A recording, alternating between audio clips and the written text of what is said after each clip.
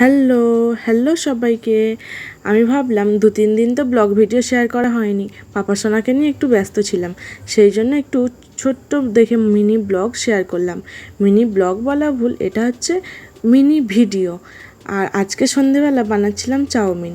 আর আজকে যেহেতু সবাই বাড়িতে আছে, সেই জন্য সবাই বলতে শ্বশুরমশাই আজকে বাড়িতে আছে, ভাবলাম সেই জন্য বানিয়ে ফেলি ঝটপট করে একটু চাউমিন।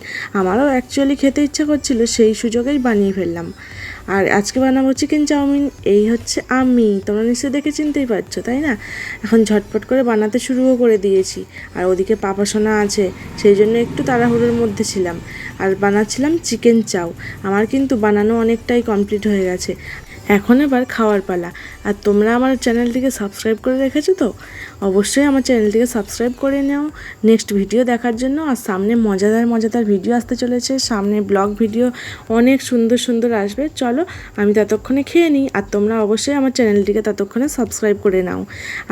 আর বন্ধুরা, আমার মিনি ব্লগ তোমাদের কেমন লাগলো অবশ্যই আমাকে কমেন্ট করে জানিও।